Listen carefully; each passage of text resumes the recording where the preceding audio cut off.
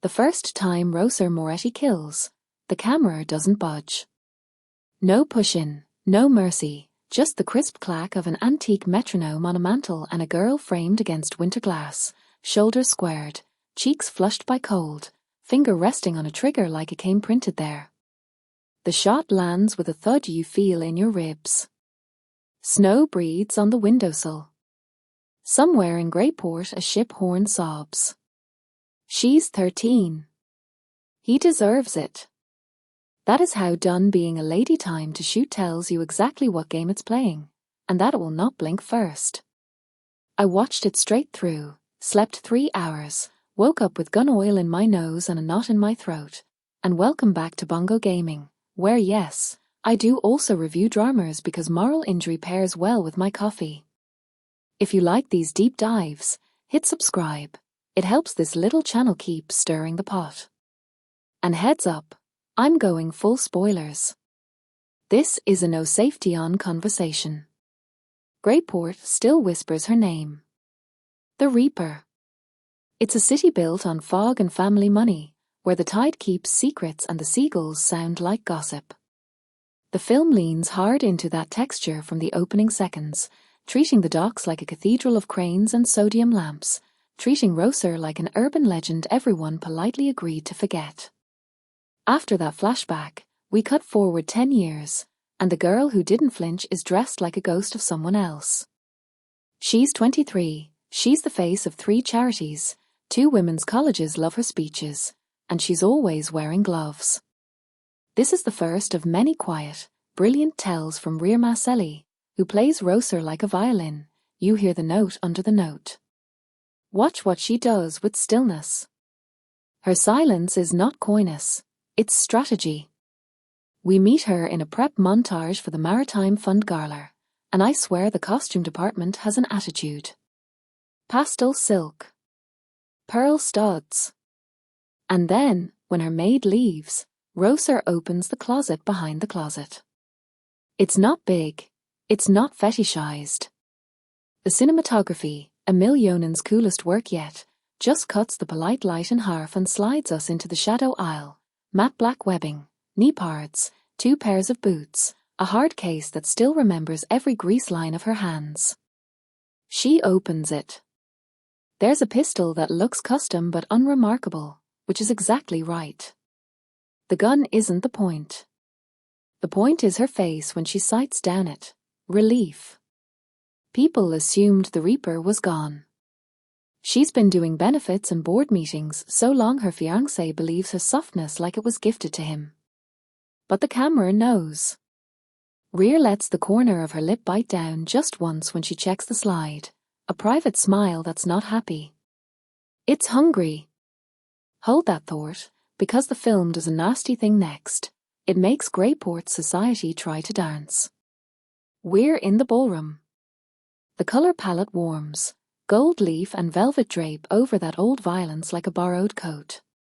Roser moves through donors with that easy, photo-ready grace. You know that person who can hold 10 tiny conversations at once and still clock who's avoiding them from across the room? That's her social superpower. Adrian Vale, her fiancé, floats in like a champagne bubble, fair hair, golden boy aura, a fund manager built by architects. Lucan Hart plays him with genuine sweetness. He's not a villain. The movie refuses the cheap route. He's a man insulated by privilege, which makes him very soft around the edges and very dangerous in how he misreads her on purpose. He leans in, kisses her cheek as if it's glass, whispers that Alara is running late. Alara Vale, his foster sister, his shadow, the CFO of Vale Maritime Holdings at 28. She arrives, not late, just timed. There's a fluted glass in her hand, a glint like a razor in her eyes, and Seraphine Cade makes you believe she can set a room temperature with a single frictionless smile. Here's the first electric 3-shot. Roser at center, Adrian buzzing with love to her left, Alara a black crescent on her right.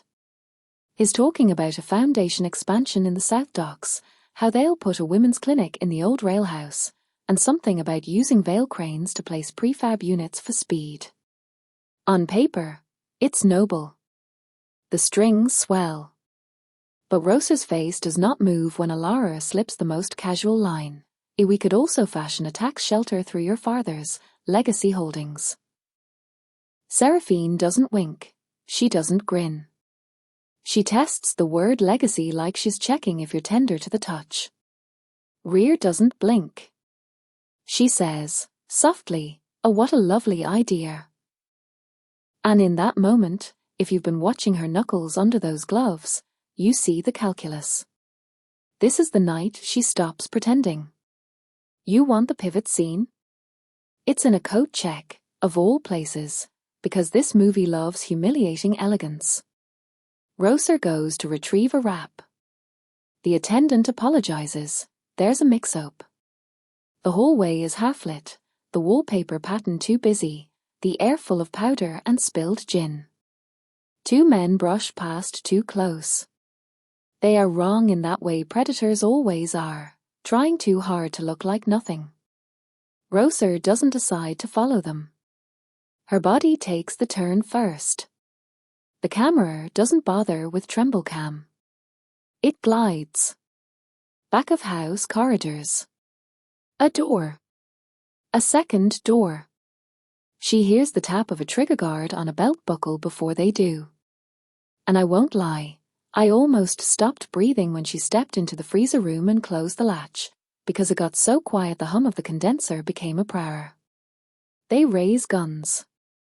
She's not armed. That's what you think. She uses her earring post like a thumbtack and blinds the taller one, then she snaps the other into the rack with a strap that used to hold sides of meat. It's so efficient it's rude. She whispers, who sent you?" They won't say.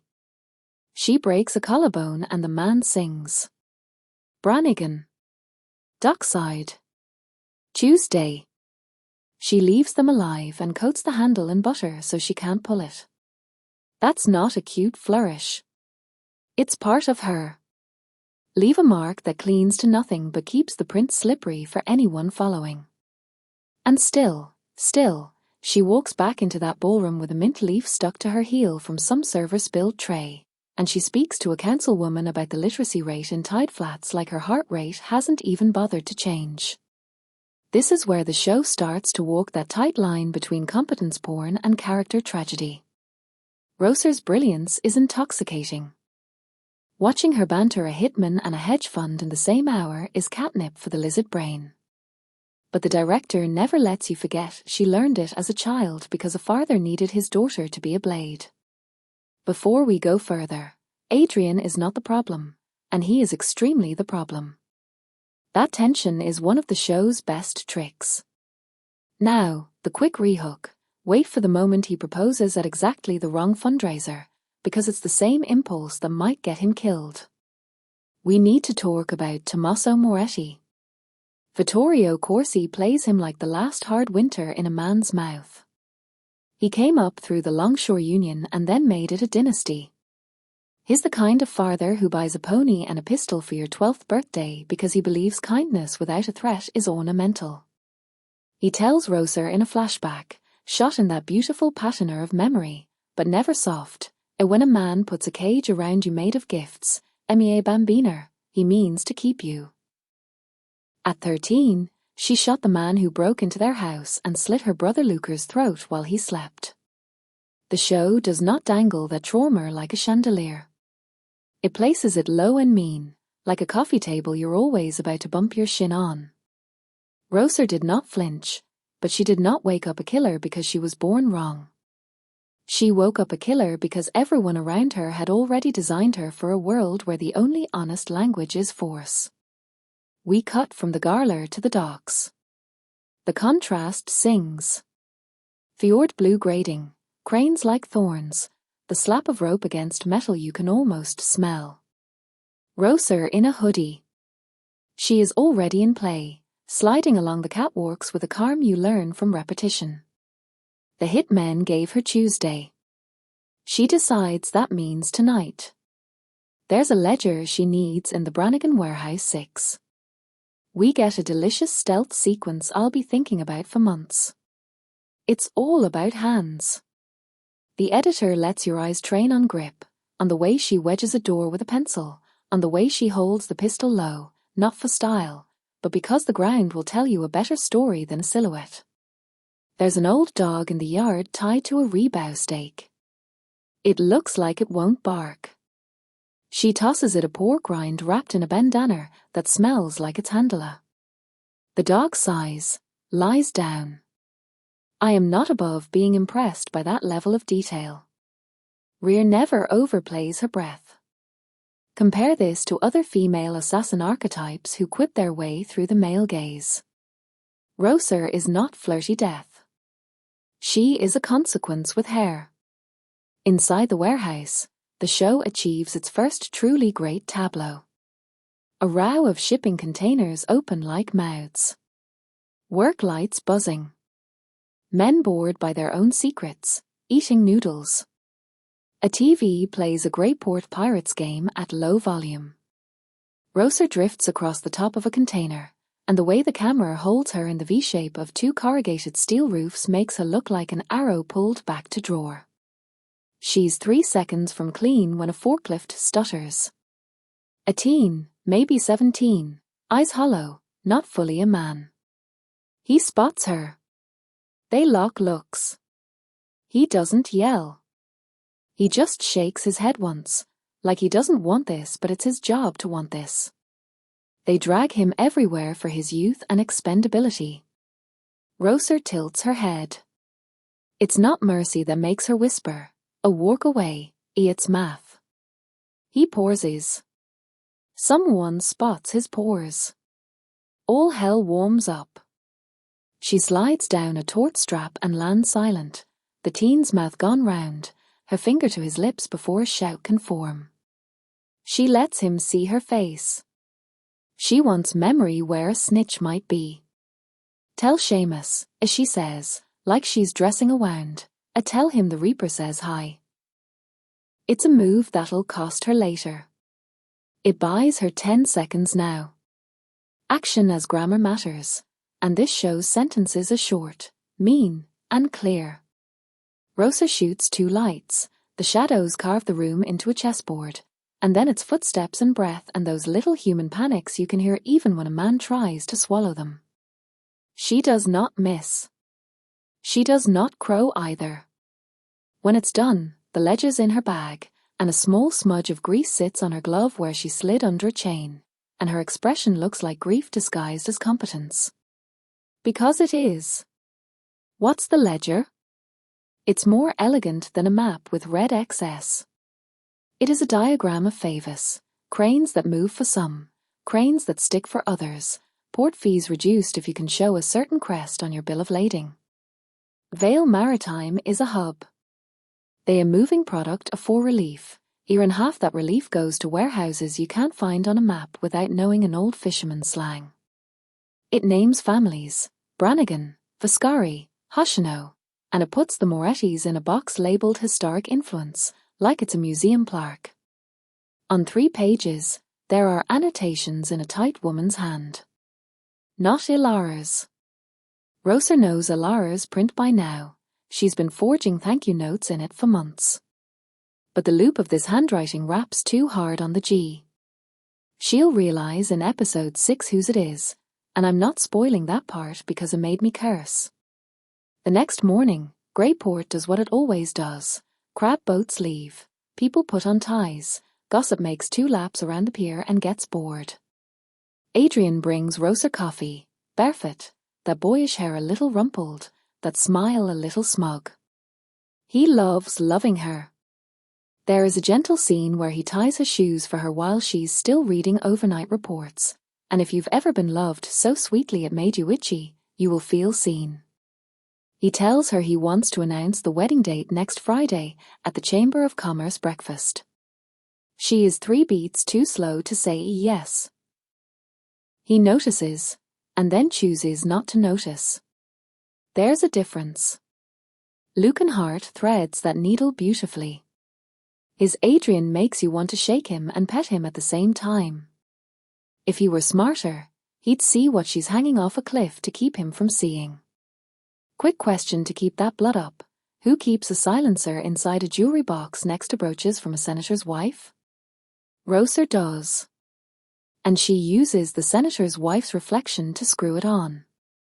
Alara Vale, meanwhile, glides into a breakfast meeting with Councilwoman Gwen Avery and the Brannigan lawyer. The camera loves Alara differently than it loves Roser. It charts her path like a shark. You never see her pores. Seraphine Cade gives Alara a way of leaning her elbow on the back of a chair, as if claiming its bloodline. She says the word partnership like a promise and a threat. Alara calls Roser a family every time a third party is within earshot. In private, she calls her a child. The movie doesn't cheapen it to catty. This is not a high-heeled slapfest. This is two apex strategists testing fences.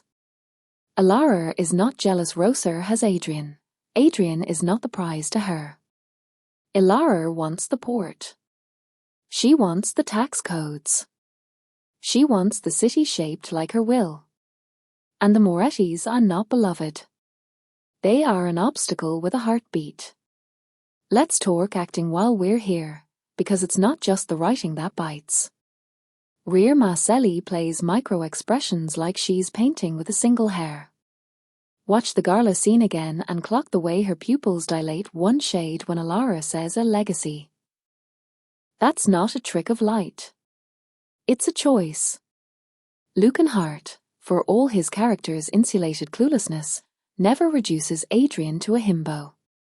There's a childhood wound palpable in how he relaxes whenever a woman in his life tells him what to do. First Alara, then Roser. Authority feels like love to him. And Seraphine Cade? She does this thing with silence I want to write a paper on. Her Alara vibrates with forced calm. You can hear a tinkle of ice in her glass when she smiles. But then in one argument with Roser on a rooftop mid-season, she loses her English for a second and swears in Yoruba. It's a hairline crack, gorgeous and roar, and the score drops out to let you hear her breath catch. She is not cartoon evil. She is a person who decided once long ago that hardness is safer than truth, and she's too good at it now to retire. There's a set piece I want to describe frame by frame because it's a masterclass in tone. It starts as a charity photo shoot. Roser on a pier with 3 girls from the Tide Flats program, measuring reading speeds with a stopwatch, laughing the kind of laugh she hates that she learned, the one that tells a donor this is her real heart. Behind them, the bay looks like hammered steel. A gull tries to swallow a whole sandwich. Off camera, Adrian's publicist is negotiating with a local channel. Then boats move funny. The extras who were fishermen an hour ago now stand too straight. Rook, Roser's driver bodyguard, stirs. Dax Nguyen plays Rook like a shadow with patience. I adore him. He radio whispers, a left, ear, and the camera darts, and Roser's smile falls right off her face like a ribbon cut. 3 men in municipal overalls hop the pier fence like they've practiced. The girls don't understand the choreography. Roser drops the stopwatch. She tells the girls a fairy story about hide-and-seek in a voice that made me cry later without warning. We're mice and that box is the wall. Run. Their sneakers slap. Roser slips between stacked crab pots so fast her jacket tears. The men never see her. She hears their conversation. Just the girl. Not the kids. That saves one life. It costs them theirs. She does it with a rope gaff and a learned cruelty. When it's over, her head's full of salt, the girls are back in Rook's van, and Adrian is on a phone across town asking what flavor cake Roser wants for brunch with his mother. The dissonance is brazen. It's the thesis.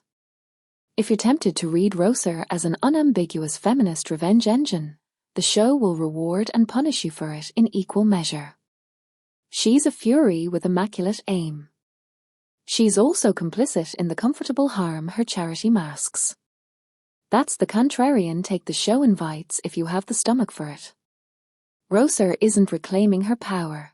She never gave it away. She disguised it, weaponized softness as armor, and let rich men enjoy the theater of a civilizing her because it bought her access. The film doesn't mock teas and banquets. It uses them as terrain. But in one wrenching scene with Father Lucio, she admits, for exactly one line, that she cannot tell the difference between being loved for her survival and being loved because she has a soul. Carlo Spinetti plays the priest without piety, a man who knows confession and compromise are cousins. Do you want absolution, child? He asks. I want a straight answer, she says. Then this will hurt, he answers, and bless him, his right. That confessional scene deserves its own slow zoom. Midnight, Romanesque church, votive candles like city lights upside down. Roser stands in the aisle but never lets herself cross past the third pew. Lucio knows why. She associates closeness with control. He tells her what we've guessed. Her father groomed her talent. Not sexually. Don't bring that in here. He saw in her the thing that would keep his house safe and sharpened it. It is love and use tangled so completely the knife might as well be named the affection.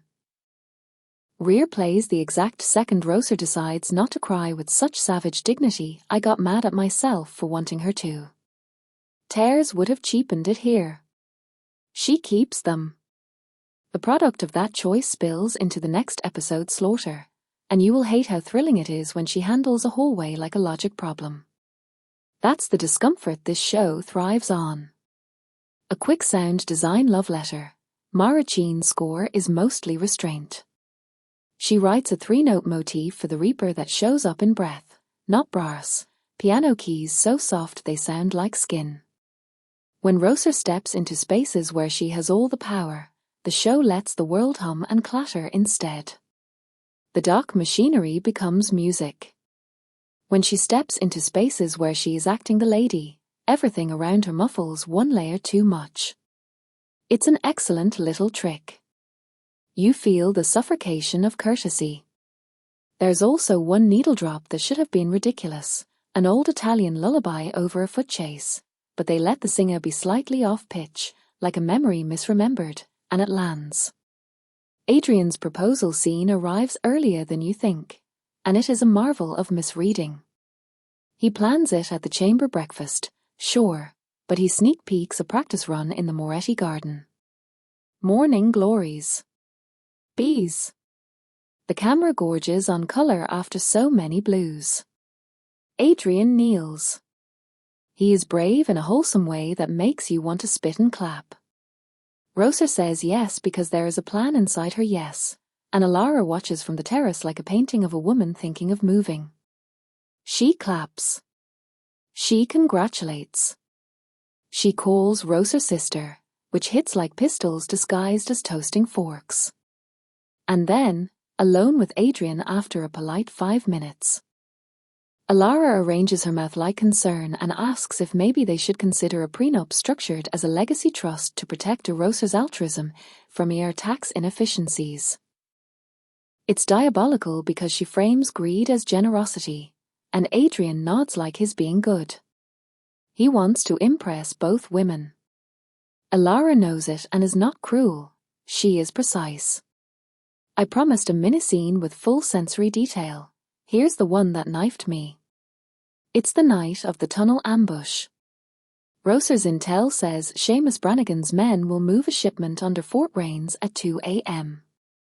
She goes alone. Of course she does. Concrete sweats in these tunnels. The ceiling's too low for comfort.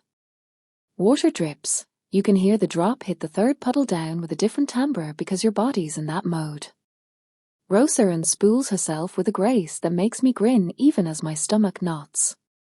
There's chalk on the walls from kids who used to play there before it wasn't safe, dinosaurs and names and a sun with eyelashes. She brushes it with the back of her wrist, almost a blessing. Flashlight beams rake past like sharks. The men's boots sound new. They're not used to their gear yet. A hand falls on her shoulder from behind. Her father's man, Raffer, who taught her to shoot left-handed, and who can never decide if he's her uncle or her jailer. I would rather go to hell than let you do this alone, he says, apologizing with his hands because words embarrass him. They set up. It's not slick. It's just practiced. The ambush triggers too early. Rooks fell asleep. Shots ricochet. There's the smell of rain plus electricity when a bullet kisses a wire. Roser fires once, twice, then pivots to cover a blind corner that shouldn't have been blind. A man staggers. She recognizes him. The 17-year-old from the containers. He looks surprised to still be mortal. She doesn't shoot. Raffer does, over her shoulder, and later, behind a stack of pallets, she leans back against concrete, closes her eyes, and the sound falls out of the world like a coin down a well, and she has to push her sanity back in from the edges with both palms. She says nothing. She remembers everything. It's not trauma porn. It's the bill coming due. Here's where the drama starts to spool all the wire at once. Roser discovers the ledger proves not just collusion but choreography. The families are not trying to murder Tommaso Moretti in a brawl. They are buying his death like a municipal contract. There are contingency clauses. The Vascari sign if the Brannigan sign, the Hoshino sign if Vale Maritime supports a change in customs software. The city's planning office looks the other way if the docks pay for a seawall extension. It's so civically tidy it makes you queasy. And at the center of that web lies a pivot signature from 3 months ago, Vale Maritime's CFO. Elara does not order a hit with a blood oath. She authors a memo about the asset repositioning and knows exactly how the dominoes fall. There's a meeting in a glass tower where Roser confronts Elara with a copy of that signature. It's a silent scene first. They're the only two in the elevator, and the city slides down their reflection like it's being swallowed. Roser asks, "Is this the part where you tell me I don't understand business?"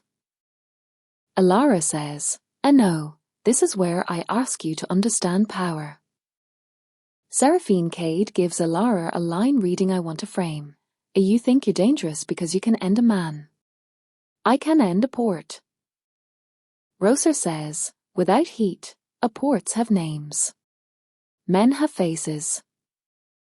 Elara doesn't disagree. She says, softly, painfully, Iran faces die. There's a speck of dust floating between them, and for a single beat, they are two women raised in walled gardens by men who taught them different tutors in the same language. Then Roser gets off on 13. Elara rides to 47. Neither looks back. Let me throw a curveball. My surprising take is that Elara is not wrong about the moral weight of systems. The show's popular read is that Roser's intimate violence is morally clearer than Elara's administrative violence. But the series keeps poking that sentiment until it bleeds. The most stomach-turning harm in this story is not a bullet. It's a software update that makes it impossible for dock workers to file injury claims without a smartphone and then doesn't staff the help desk. Elara signs that. Adrian doesn't read it. Roser can't shoot that problem. The closest she gets is burning down the paper that made it look polite. It doesn't fix an arm that never healed right. Back to Roser and Adrian, because the romance is not an afterthought. There's a quiet dance in their kitchen where they cook like amateurs and step on each other's toes. The camera sits low on the counter like a pet. He tells her he wants kids. Her eyes flash to her hands. He notices this time. He asks if she's worried she won't be a good mother. She says, I don't think like that.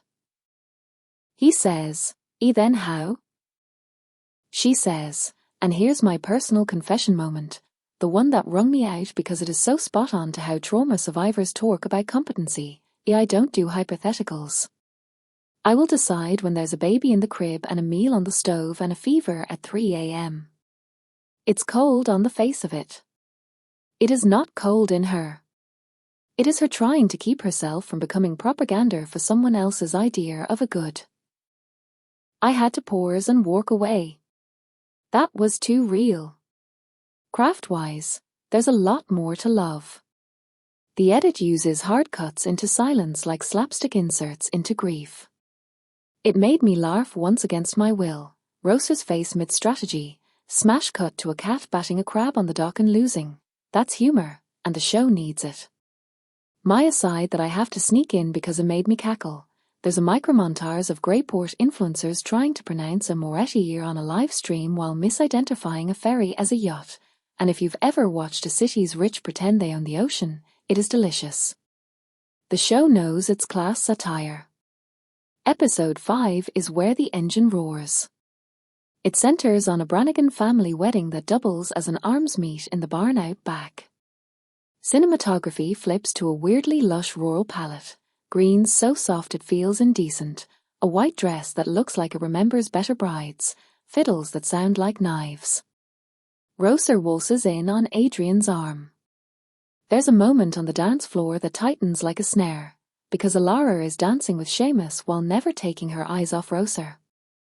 And Rosa is whispering contingency plans to Rook while smiling to keep Adrian steady.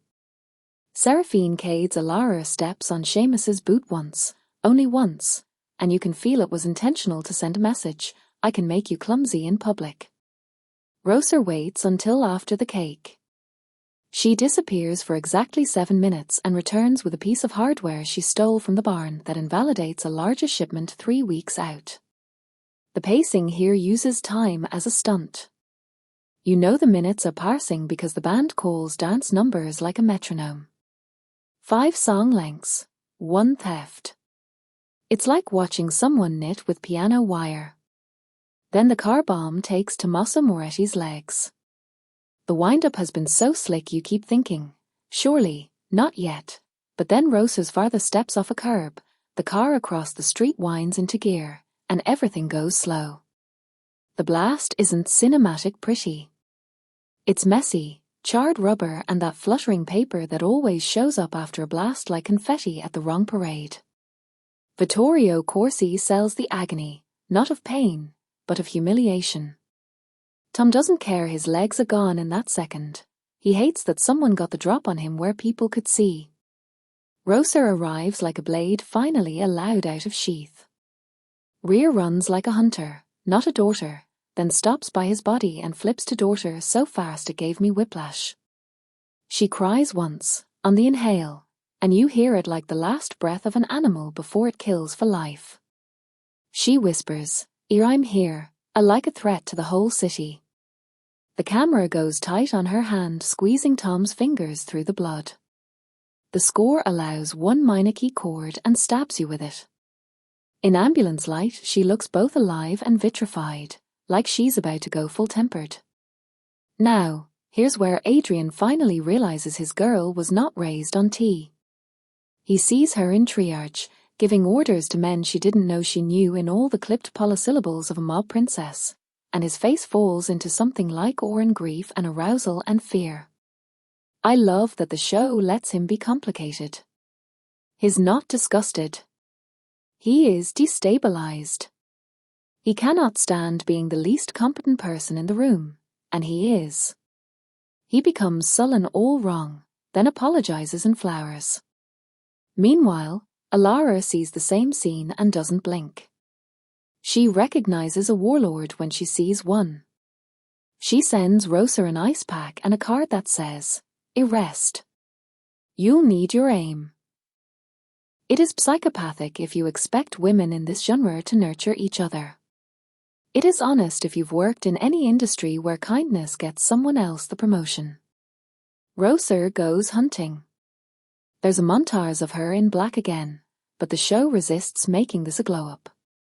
It's a regression. She does her own stitches. She eats standing up. She stops wearing perfume. She visits a gun range not to practice her marksmanship. She hasn't lost it, but to recalibrate her hearing. The detail? She shoots while wearing a $10,000 diamond choker Adrian gave her and doesn't take it off. Someone will make a think piece about that choice. My red? It's not a taunt. It's a talisman.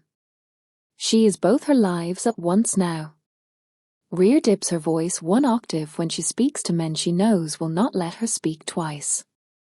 She reverts to Italian with Tom's old lieutenants, to English with city council, to a gorgeous whisper with children. Acting like this comes from an actor hungry to say 1,000 sentences with 2 expressions. This show hired a monster and let her cook. Alara, for her part, arranges a consolidation meeting on the 47th floor. She invites Roser, which is a power move. The room is glass and winter and conference chairs that look like guillotines for spines.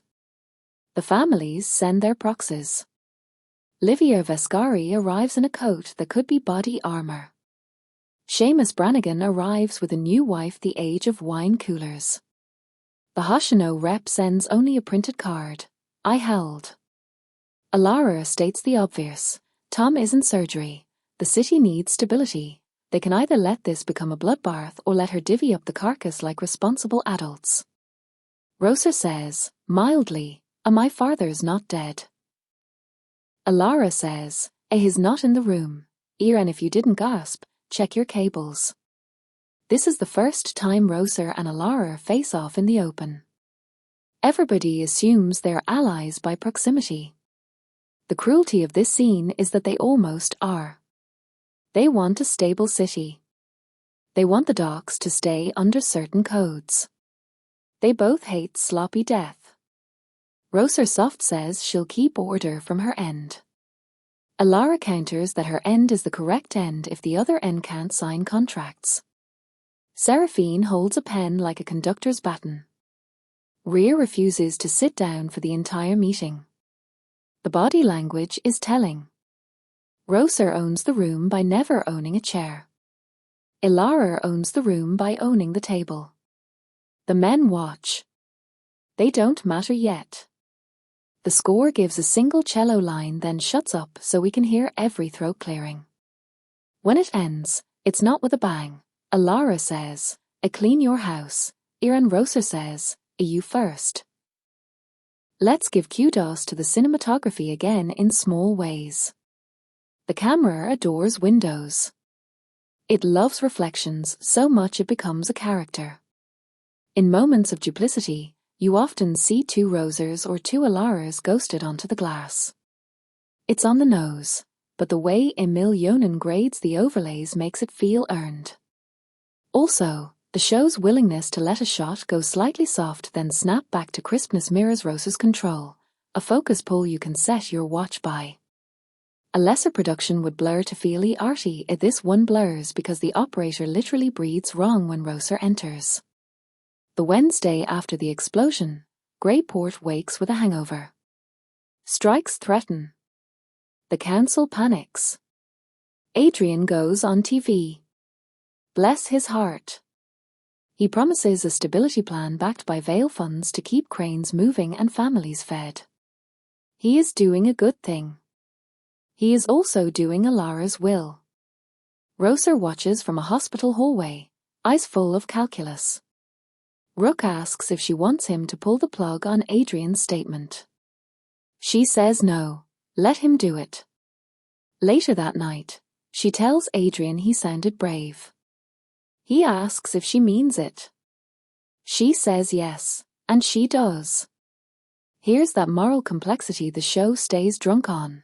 Roser doesn't hate the game. She hates the players when they pretend they are doing charity and not politics. Adrian is trying to do both. He's too sweet to admit the second. She envies and despises that. We get a flashback that contextualizes the 13-year-old kill. It is not the opener, it's more specific. Roser after the murder, in her brother's room, his soccer jersey still on the chair. Her father unwinding his tie with the care of a surgeon washing up. He tells her two things. You saved us, and you can't tell. He gives her a pair of lace gloves for dinner. It's monstrous and weirdly tender. You want to burn those gloves. Then you watch adult Grocer put them on for a garler, and you want to burn you for liking how they look. The costuming team uses those gloves like a time travel device. Mid-season, the show pulls a romantic feint. Yver Duarte enters, a journalist Grocer knew in school, now working an investigative piece on customs fraud. Paloma Reyes plays Yver with a sparkle that is not naive, it's righteous. The chemistry between Yver and Grocer shimmers in precisely the way the show wants you to misread it. There's softness there. There's history. But they're not making time for kisses. They're building a revolution they can't afford to run. Yver is the first person to call Grocer out without dying for it. She says, "You are not a monster, but you are very bad at pretending your violence is only ever self-defense." They both hold that like women holding a piece of broken glass between them, careful, complicit. Yver will be Grocer's conscience only as much as Grocer can bear, which is not much. I adore their scenes because they crack Grocer open without melodrama. We're due another pinch point. It comes at the dockworkers' hall when Grocer goes to pay death benefits out of her personal funds and finds out the forms Alara's software switch mangled have blocked 3 families from collecting. There's a woman in a green coat with a ripped hem crying against a vending machine. That image will wreck you. Grocer pulls out the ledger paperwork like a sword and calls Alara on the spot. Alara answers on speaker, in a room full of donors, and says as if discussing lunch, "Or I will fix your 3 families if you pull your dogs off my cranes this weekend." Grocer looks at the woman in the green coat, while deciding whether to feed her to Alara's appetite. She says, no, then she adds, fix them anyway. And Alara laughs, actually laughs, the first human sound she's made that isn't a piano strike, and says, "You have to choose, Lady Reaper." That nickname slides out like a knife. Grocer goes cold. Rear's eyelids lower 1 millimeter. The whole room shifts planets. Here's where I pause to admit the one craft complaint I have in this mid-run range. A handful of fight scenes get edited a hair too clean. I like the show's general devotion to clarity, but 2 sequences, specifically the stairs in the Pierside Hotel and the rooftop in Little Rome, cut just a beat before I feel the weight in Rear's body. You can choose between dancily elegance and brutality. The show picks elegance a touch too often. That said, it earns it later with the hallway in episode 8, which is so nasty and sustained that I stopped noticing editing at all. It gives you the bruises you were owed. Greyport's seasonal light is another character. The water sucks colour out of everything, except carnivals and blood. There's a scene at sunset with Grocer and Tom on the hospital roof, both pretending this will not be his last view. He coughs and asks for a cigarette. She says no. He says, then be a good girl and don't look, and lights up anyway. That old patriarchal poison drips even now. He loves her. He would still grind her to bone meal if it kept their name. Vittorio Corsi is too good in this role. He doesn't beg for sympathy. He keeps the stink of old men's certainty on his tongue and still makes you understand why people followed him yelling. Alara's backstory trickles out in a single dinner scene where she speaks nothing useful but gives you everything. She sits alone with a glass of Barolo in a restaurant your tax dollars absolutely paid for, and she cuts her steak too precisely for appetite. Adrian sits across from her, asking for fairness with that boy-hurt face. She doesn't look at him while she monologues. She says, once there was a girl. She learned to love numbers because numbers did not hit. Adrian recoils, but he still doesn't ask what the numbers did to other people when she used them like belts. He says he believes she's good. She smiles, the smallest true smile, and says, that's not a useful belief. Seraphine Cade performs that last line as if she's telling a bedtime story to the part of herself she killed. If you're keeping score at home, and yes, I see you, spreadsheet fans, Rosser has chalked 3 return shots at the Brannigans, 2 surgical humiliations for Vascari, and a cold diplomatic draw with Hoshino, which leaves Vale. She cannot shoot them. She has to outmaneuver them, which is 10 times harder and 100 times more boring on paper. The show gives us boardrooms with stakes like alleys. Rosser bribes an auditor not with cash, but with a future seat on a commission that doesn't exist yet. It's a flex.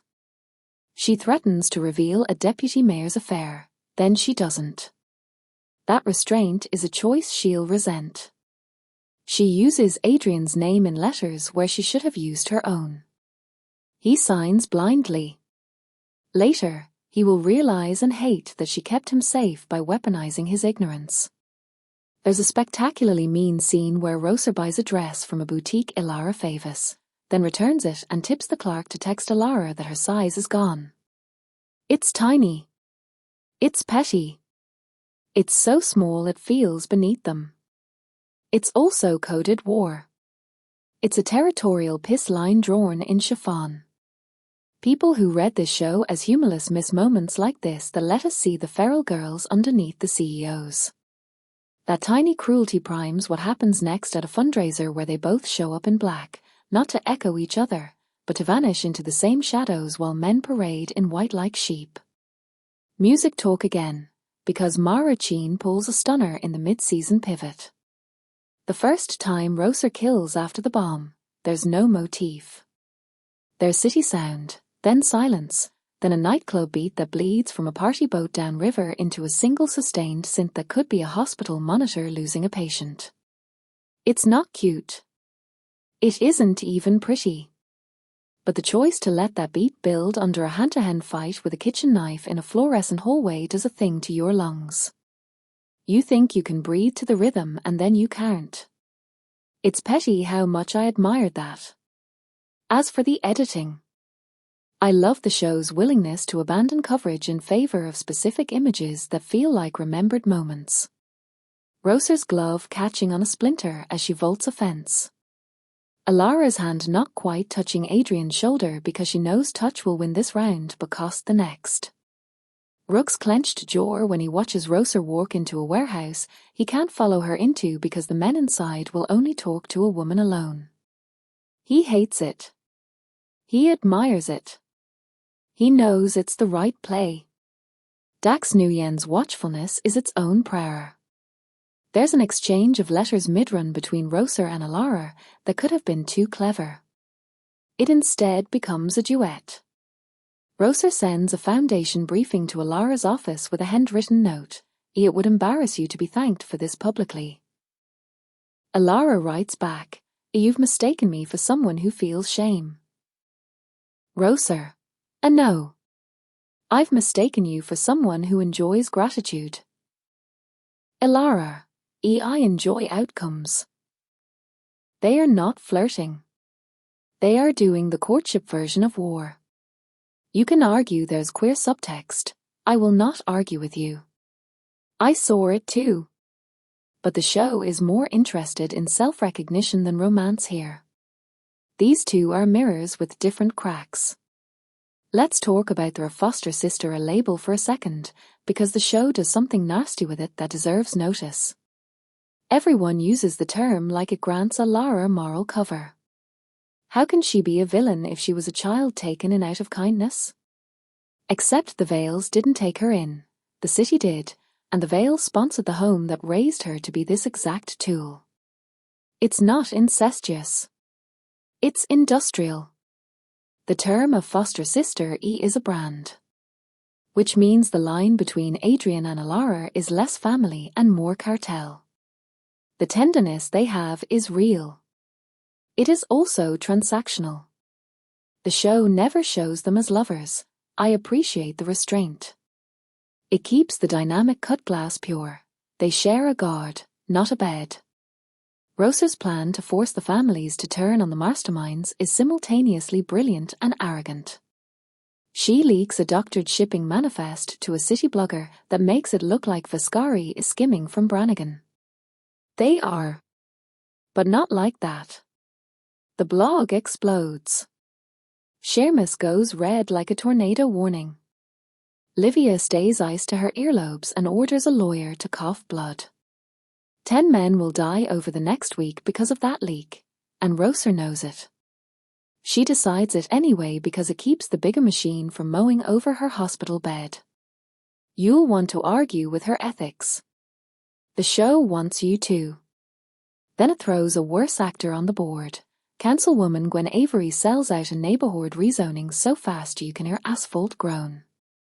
Suddenly Rosser's cleverness looks like a finger in a dam made of teeth. There's a moment with Adrian I've been saving because it made me physically wince. He asks Rosser to skip a meeting with the mayor to go wine tasting with his mother. He delivers the line soft, like a present. Please, he says, for me.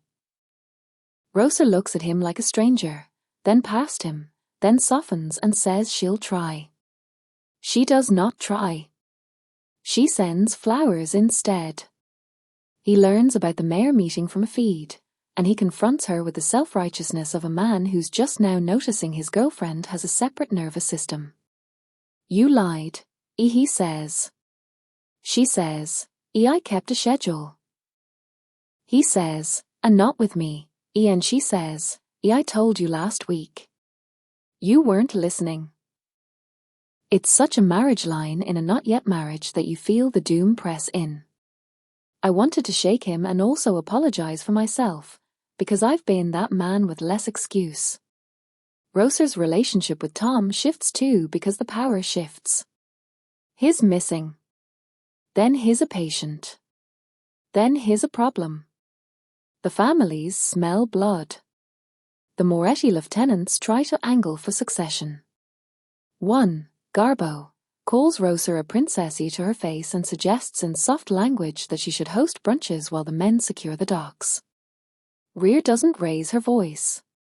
She tells him to take apart a Beretta blindfolded while reciting her father's favorite prayer, and when he cannot, she promotes Rook to do the job and demotes Garbo to a drive my aunt, which is basically Siberia. It's funny and brutal and necessary. Representation of competent leadership that isn't masculinized into barking always excites me.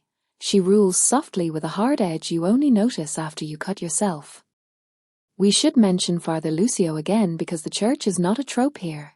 It's a container for unsayable things. Rosser lights a candle for the boy in the tunnel. She doesn't confess. She tells the candle. Carlo Spinetti stands with his hands tucked and says nothing for 30 seconds of screen time. That's forever. And then he says, you'll build a world where that boy would have had a different job, which is both comfort and accusation. That line hangs like a wind chime for the next 2 episodes, and every time Rosser pulls the trigger, you hear it. Episode 7 throws its own grenade. Somebody leaks Rosser's childhood kill. Not the details. The bare fact. Overnight, donors get skittish. Tabloids invent synonyms for a murderous Cinderella. Ian Adrian's mother calls Rosser a dangerous at brunch. Rosser does not break the teacup. I would have broken the teacup. She sets it down, says excuse me, and goes to the bathroom to rinse her face. The show lingers on the water beading on her eyelashes, and for a breath it looks like she's crying. She's not. She's calibrating. Then she walks back out and asks Adrian's mother the name of her hairdresser and schedules a joint appearance at a hospital ward so the city will see her with a woman who hates her and think, legitimacy. That's the kind of tactical cruelty Rosser specializes in, non-lethal, iconic, effective. From here, the conspiracy gets teeth. Rosser traces the leak to a blogger named Noel who thinks he's invincible behind a VPN and a trust fund. She goes to his rooftop party, all fringe and laughter, and drops a single phrase in his ear that collapses him into sweat.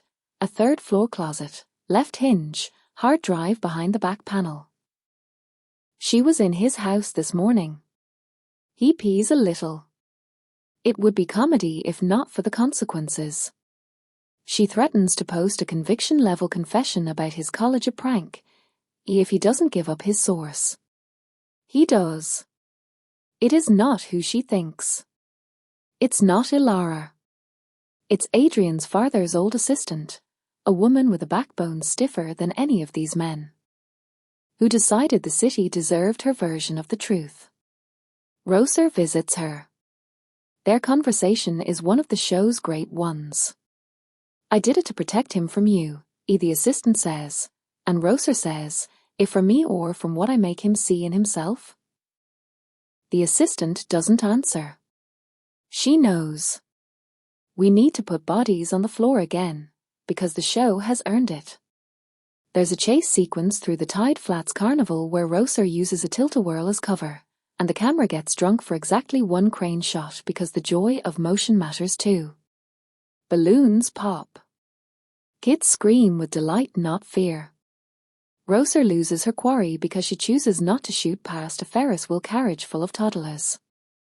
Consequence: the man gets away with a flash drive that contains the only clean link between Ilara and the Brannigans.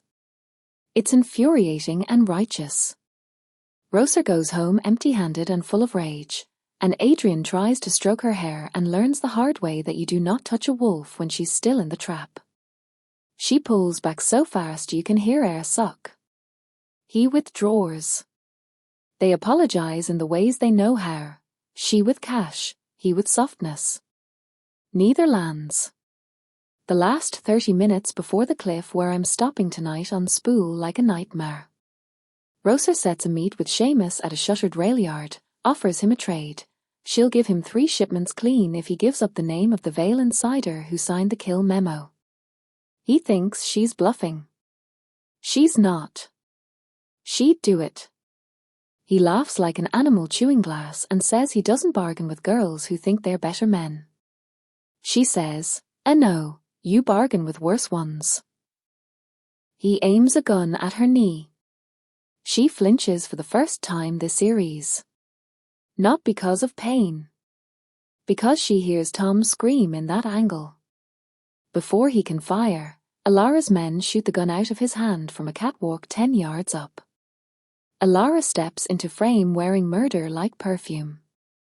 She calls down, playing with matches, Seamus. He calls her a name that should have knocked a tooth out. She smiles, that smile again, and says, you two can eat each other later. Right now you both work for me if you want to see Adorn this week. And Roser laughs. It's shocking. She laughs like something broke free in her chest and the sound tastes like brass. You think you run docks because you run numbers, she says. You forgot the dock smells like fish. It's nonsense as an argument. It's perfect as a curse. Ilara's mouth almost twitches. The dance begins. Roser and Ilara spend the next 5 minutes talking in front of men with guns who have no idea the real battle is diction. Roser asks for the memo. Ilara asks for Roser to stop using the Moretti name as if it guarantees anything but a headstone. They part with nothing agreed. Fireworks from a kids' baseball fundraiser go off beyond the tree line. It is accidental poetry, not the show's doing, but it lands. One more micro-performance note because he deserves it. Cormac Doyle as Seamus Brannigan eats vowel sounds like soup and manages to make you feel for a very bad man who wants to be a farther better than he was a son. In the rail yard he stares at Roser with something like pleading before masking it in bravado. There's a script in his eyes that wants to say, if we were born different, I'm not sure I'd hate you, and then he spits and is gross again. That flicker matters. The show gives even its beasts a weather report. Roser goes home and showers until her skin goes red. She puts on lotion like a soldier cleaning a rifle. Adrian isn't there. He's at Ilara's, not because he's cheating, but because he thinks he can talk sense into the woman who raised him and the woman he loves at the same time by being Switzerland with cheekbones. He is so wrong. Alara tells him a bedtime fable about how Rosa will leave him to keep him safe or to keep herself fast, and for a minute he believes it, then refuses to. Lucanhart has a scene alone in a car where he rehearses a speech to Rosa and fails it 6 times. He's so sincere it aches. You want to call him and tell him to go home and wash the dishes and let love be simple for once. He doesn't. He goes to Rosa's office with flowers and sees a map of the port with pins on a place he also recognizes from a meeting with the mayor. His face falls into knowledge. He leaves the flowers and goes for a walk in the rain, which is a Greyport baptism. It doesn't save him. The cinematography keeps taking your breath with little choices. Rosa's apartment has 2 clocks, one 5 minutes fast, one 5 minutes slow. She always looks at the slow one, then arrives early. It's a charming character quirk that's also a tactical edge. It makes the scene where she arrives 2 minutes late to a meet hurt more than it should. Rear lets you see her hate herself for it. That self-loathing is rarely indulged in this show. When she lets it through, it has the weight of a meteor. The next morning, Rosa walks into the Moretti kitchen, a warm space that has never truly been her home, and finds Tom's chair empty and his coffee cup clean for the first time since she can remember. She stops. She looks at her hands. She says, to nobody, I was going to leave the gloves off today. She means to take back the skin she hid because her father liked his women gentle. She doesn't. She puts the gloves back on because the city's teeth are bared. You can argue symbolism. The show will nod and pour you another. It likes that you're playing. Rook gets a subplot, and it's good. He's been quietly saving his money, dreaming of opening a little sandwich shop near the wrecker's yard. He makes one for Rosa in a scene where neither of them has time to eat, and they eat anyway. The bread crunches. You hear it. He tells her he named the sandwich after her, the Rosa, extra mustard. She says that's disgusting. He grins. That tiny human moment is a bar of light in a tunnel full of men with flashlights meaning to cut it. Later, when Rook takes a bullet meant for Rosa, you will think of the mustard and you will scream. Ilara's campaign in the press escalates. She doesn't smear Rosa by name. She releases a white paper on efficient charities that cuts funding categories in ways that exclude everything Rosa has power over. It's so bloodless you can tell she did it right. Seraphine Cade refrains from ever celebrating. She's not the type to twirl. She chooses bored competence as villainy, which is more terrifying than cackling. The scene where she reads 3 drafts aloud, discards 2, and picks the one that hurts least while still hurting feels like a cigarette burn watched in slow motion. Okay, another rehook, because the show sets up a reversal so brash it deserves a drumroll. Watch what Rosa does with the preacher's ledger. The scene that follows is elegant legal vengeance disguised as housekeeping. She walks into the city permit office in a beige coat that makes her look like any rich woman on an errand. She waits in line. She does not pull rank. When it's her turn, she presents a simple request, a variance for a portside pavilion for a charity event. The clerk stares. This desk does not often see faces like hers because faces like hers have staff. She smiles.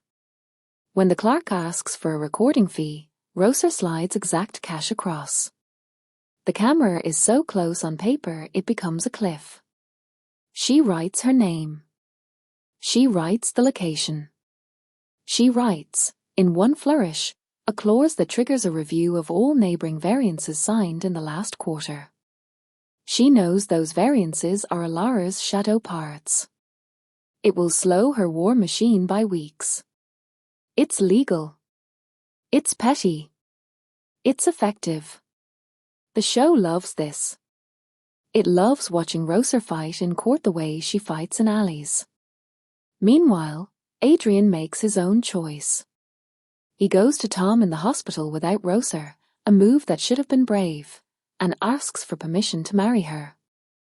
Tom laughs until he coughs and chokes and glares, and then he croaks out, "You already did. She's married to the city." It's the cruelest and truest line in the episode. Adrian goes still. For a breath you think he'll stand and be a man in the way Roser needs. Then he thanks Tom and leaves flowers and goes to a meeting with his mother about place settings, because sometimes the smallest cowardice feels like an exhale. It's so easy, and it kills everything. If you want to feel me in this review, here's my own small, specific confession. The scene that haunted me wasn't a murder or a kiss or a boardroom win. It was Roser sitting in her car outside a school during parent pickup, watching a line of 11-year-olds, and looking like she couldn't swallow air. She taps the steering wheel 4 times in a pattern: index, middle, ring, pinky, the same rhythm she used with the metronome in the opener, trying to keep time with a life she never had. The light goes green. She doesn't move until the car behind her honks. She drives. The honk echoes in her head as a gunshot because for Roser, everything is a gunshot. That's the sound design at its softest and nastiest. We're deep enough now to appreciate the show's central thesis without the characters ever speechifying it at us. Identity as armor will save your body and starve your heart. Roser's Leda mask saved her a decade. Her Reaper mask will buy her farther maybe a winter. Ilara's CFO mask will build a seawall and drown a street. Adrian's Goodman mask will get him eaten by someone who loves him more violently than he can stand. The antidote, the show suggests, is not nobility. It's clarity. When Roser and Ilara speak the truth with all their poison on the table, the city breathes easier because liars slow down rescue boats.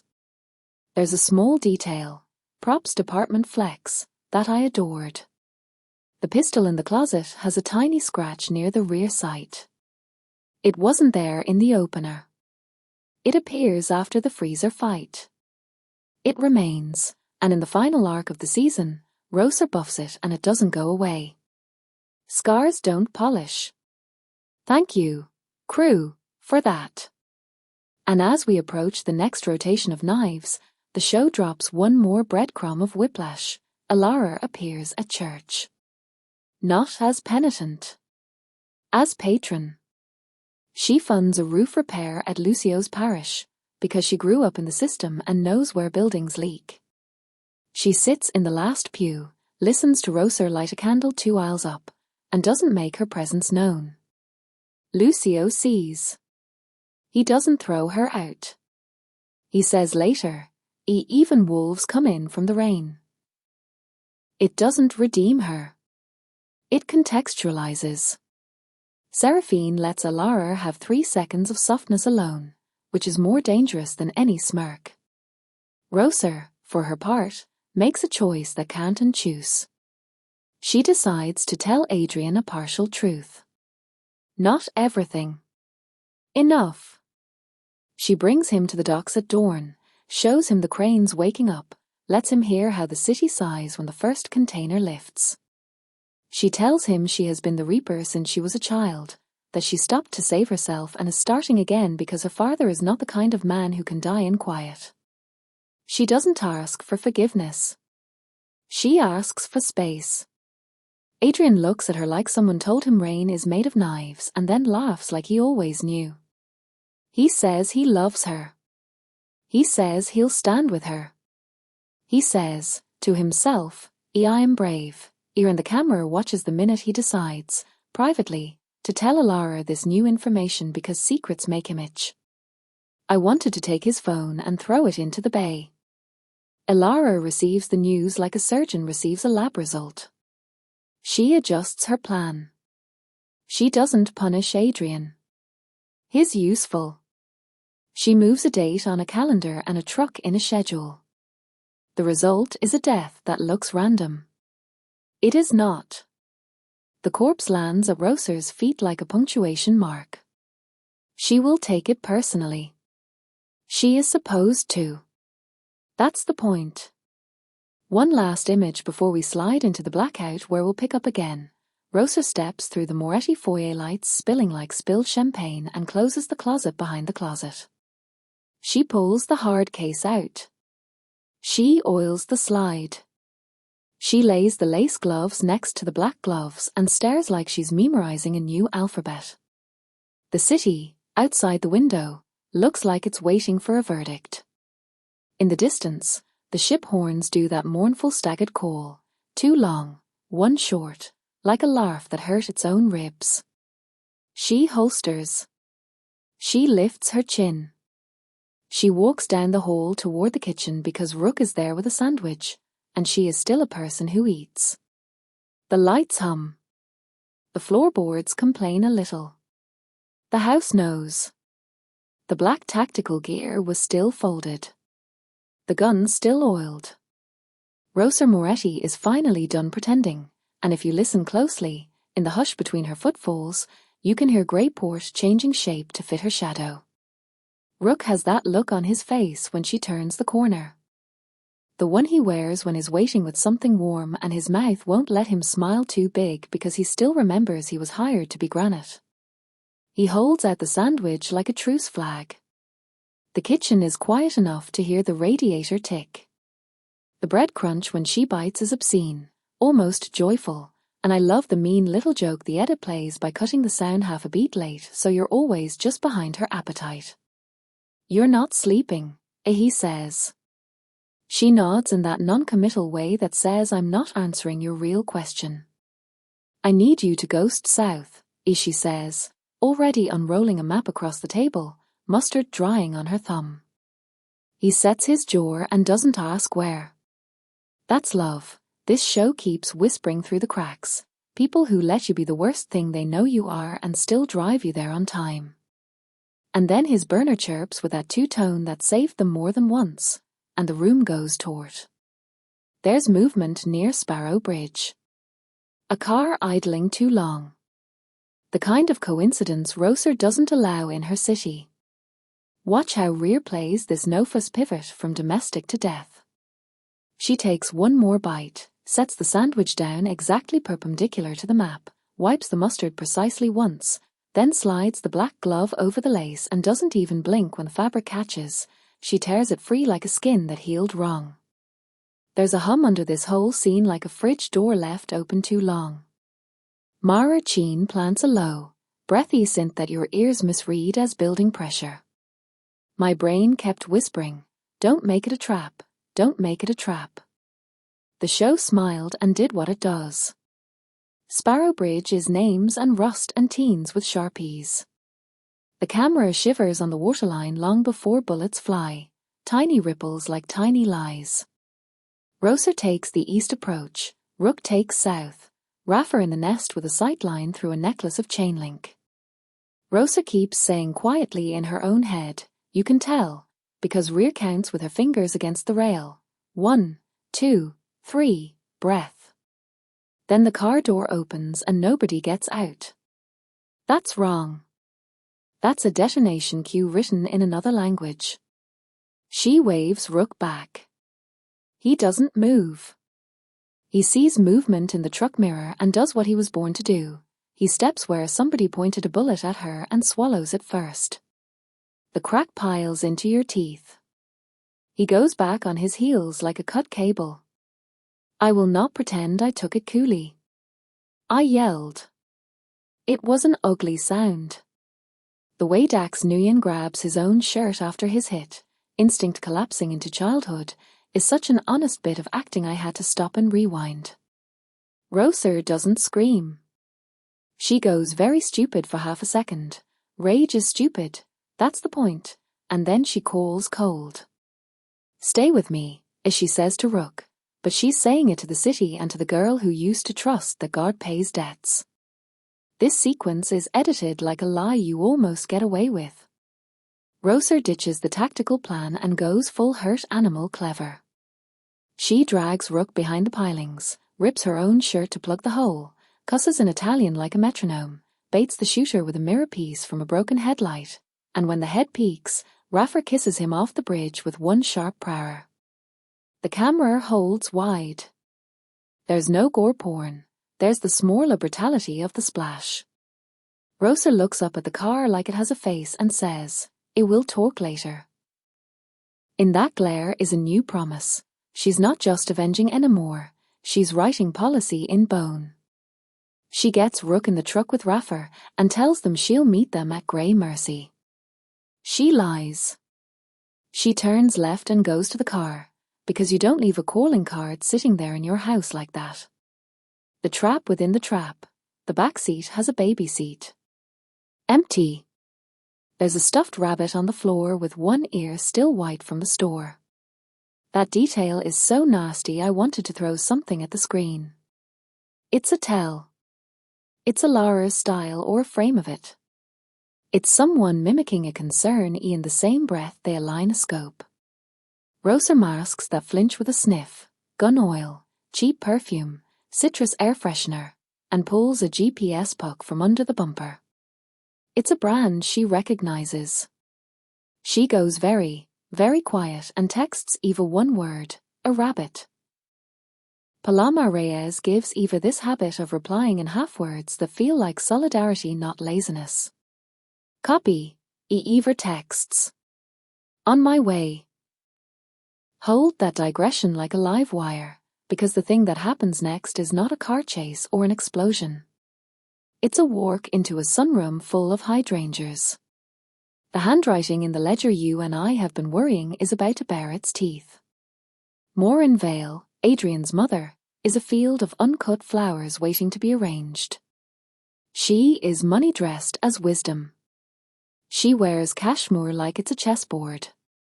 The first time we really see her, it's through a wreath of ivy in her conservatory, all that green making her look like a saint in a tyrant's painting. She's alone, working on a place card. The camera goes so close on the nib of the pen that you watch ink breathe. Rhea steps into the frame, a soft ghost with iron ankles, and we hear, dreamlike, malignant, that loop on the G. It's the same loop in the ledger notes. It's from hands that write boss and borrowed with a smiley curl at the bottom like kindness if you don't read the rest of the sentence. Rosa doesn't go for drama. She stands within the radius of that pen and waits. Maureen doesn't look up right away. She thinks not looking is a weapon. When she does, she doesn't flinch. Bless Gloria Nwosu, because her Maureen is a monster built out of perfect posture. She says, RT, and you feel the room freeze into class. Rosa says, a no ear and then gently, because she is not here to attack, she is here to learn. How long have you been writing my city? Maureen dips her head, the line of a woman taught to be demure until you turn your back, and drops the mask for a second. She says, since before you were old enough to be let into rooms where things happen. The place card glistens. She doesn't stop writing as she cooks the meat. You're very competent, as she says, an insult disguised as a truffle. But competence doesn't win. Continuity wins. There is a kind of villain who monologues. Maureen doesn't. She gives you just enough rope. She tells Rosa that the annotations on the ledger were, in her words, good manners. The agreements that keep men from embarrassing each other when they siphon the city into their own cups. She says Ilara executes, Adrian speaks, she arranges. She says she kept a generation fed, and I really did almost spit out my coffee because that lie is so familiar in the mouths of people who think their infrastructure of harm is benevolence because it uses pretty fonts. Rosa could pull a gun. She doesn't. She reaches across that tiny table and takes the pen. It's more obscene than a slap. Continuity ends, as she says, at the moment you start counting my dead. It's not a line delivery, it's a bone. Rhea's voice scrapes the word idedi across the tiles. Gloria Nwosu gives Maureen's response no heat. She just extends her hand for the pen back, not because she expects to get it, but to tell Rosa it was always hers. That's the flavor of violence the show understands. Paper cuts, infinite, mortal.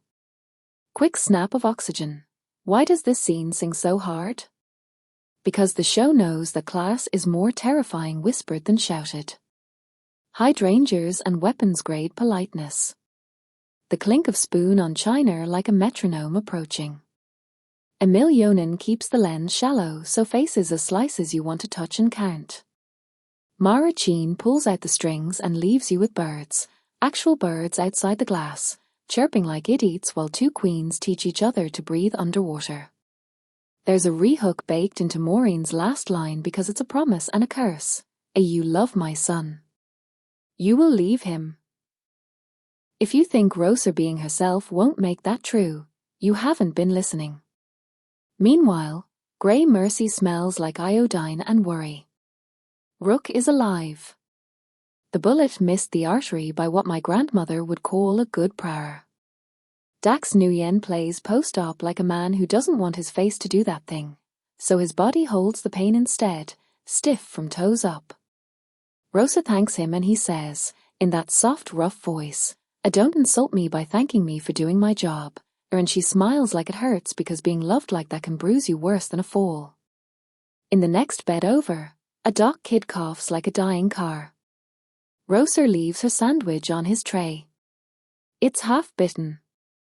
That detail is new. She's starting to forget she's not starving.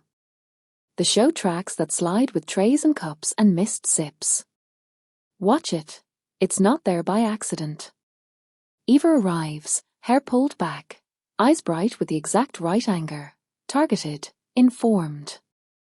Paloma Reyes always plays Eva as someone who checks her sources, even while her heart is a bonfire. She shows Roser photos of the Rabbit brand tracker pulled from 2 other attempted hits. She has the serials. She maps them to a purchase order from a Vale subsidiary. Roser says, Iralara, I like the ocean saying a tide. Eva shakes her head. Maureen. They track the vendor to a boutique security firm owned by a trust chaired by, say it with me, Gwen Avery's campaign treasurer.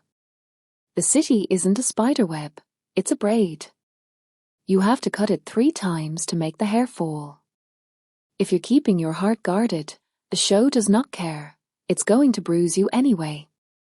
Tommaso dies at dawn, quietly, not in an explosion, not on a boat deck, not with a speech.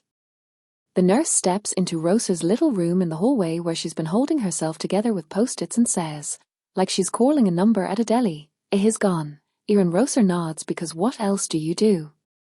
Vittorio Corsa's last look is gorgeously human, peeved, then relieved, then so small you could fold him into your breast pocket and keep him safe from all the knives he planted. It is not pretty.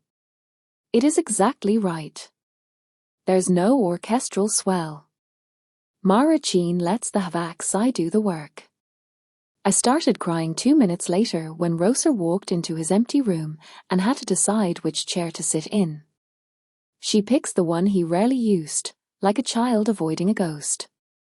The funeral is a staging duel disguised as a rosary.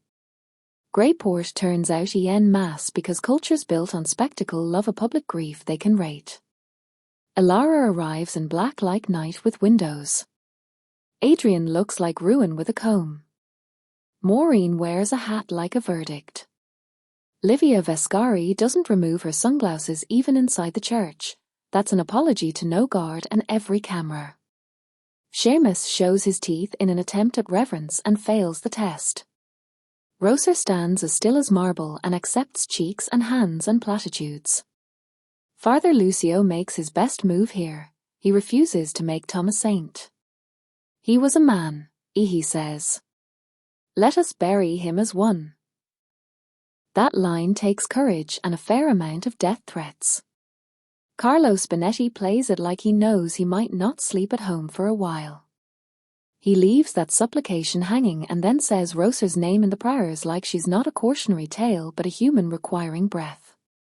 Somebody tries to shoot her by the door behind the font. It's not a surprise if you live here. Roser knows that door.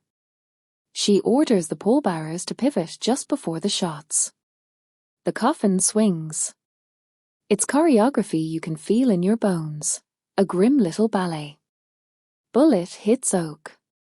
The thunk is undignified. Roar.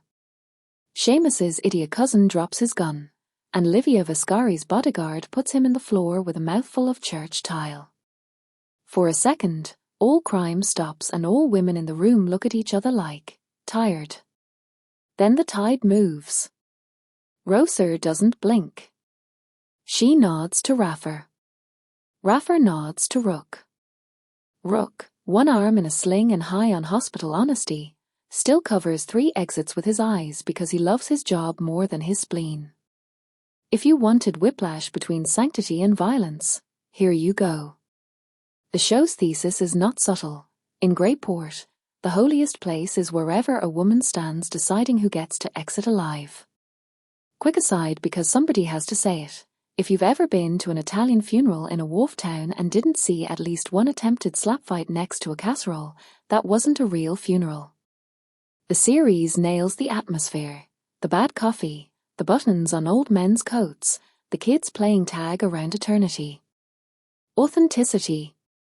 I could smell the wood polish. Roser buries her father and goes to work like she's plugging a hole in a ship with her own hands. There's a montage that you might think is hack before it breaks your rib. Permits stamped, men paid, a woman's rent covered anonymously, 3 threats answered, 1 avoided. Alara's white paper neutered in committee by a whisper campaign started at a playground while 2 boys wrestle over a soccer ball. It's the ugliness of real politics compressed into vignettes. The editor does a neat trick with trains here. Every cut is bracketed by the clack of a commuter train on rails, steady as a pulse, which keeps your breath moving through the ugliness. It's manipulative. It's also effective. Adrian breaks right in the middle of this, not because he's weak, but because love is heavier than his shoulders were told it was. He goes to Eva. He tells her things he shouldn't, which is his one skill and his biggest sin. He doesn't sell Roser out. He thinks he's protecting her by bringing Alara down. He hands Eva a copy of a memo chain with the Emmy on it and the subject line E contingencies. Paloma Reyes looks at him like women have looked at men forever when men finally try to do one right thing and make it right in the wrong room. You can't keep both, as she says, not unkindly. You can't keep Roser and keep this. He says he knows. He does not know yet. Not in his body. He will. Release valves open everywhere. Eva Publishers. The article is a bullet dressed as the truth. It names Vale Maritime not as sole architect, but as the pen that inked the lines the families walked. It prints 3 email excerpts, 1 purchase order, 1 quote from a dockworker who was denied a claim because of the software shift. The city rattles. Alara stands in a window and watches her stock ticker hiccup and starts calling lawyers like a chess opening. Maureen throws 1 cup, then composes herself so completely you wonder if the throw was theatre. Roser calls Eva and says nothing for 11 seconds. That's longer than apologies usually take. Then she says, "You did good." Paloma lets Eva look guilty for exactly a beat before soaking in the righteousness she's earned. It's not perfect. It's a beginning. Lore comes down like snow, quiet, everywhere, making travel impossible. Sec probes. Grand jury whispers. Gwen Avery stiffens her spine publicly and softens it privately. The show doesn't show you depositions because deposition's a cancer to drama. It shows you lobbies, shoes tapping, eyes watching. And it shows you the next body, because the people whose money is threatened are simpler than algorithms when it comes to staying rich. They kill. Raffer doesn't make it.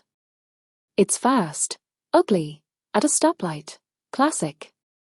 He bends to pick up a coin a kid dropped at the curb, and that's how you know he was always a little saint. The bullet splits him in half anyway.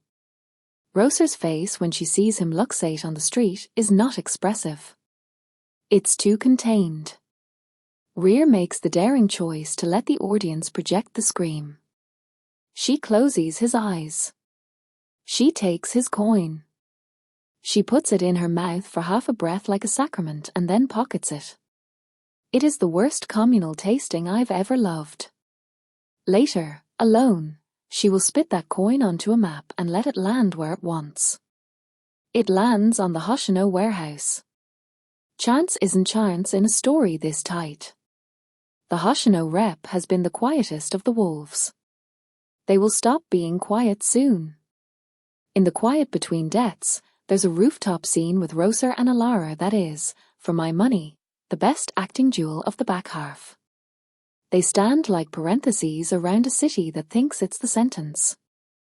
Emil Yonan shoots them from knee height first, power shot, old trick, then from what looks like a pigeon's eye, harsh, real, crap angle. It makes their faces too honest. Seraphine Cade lets Alara be tired. She says, I didn't light your church. And Roser believes her because monsters have codes. Roser says, your mother wrote the ledger. And Alara almost flinches.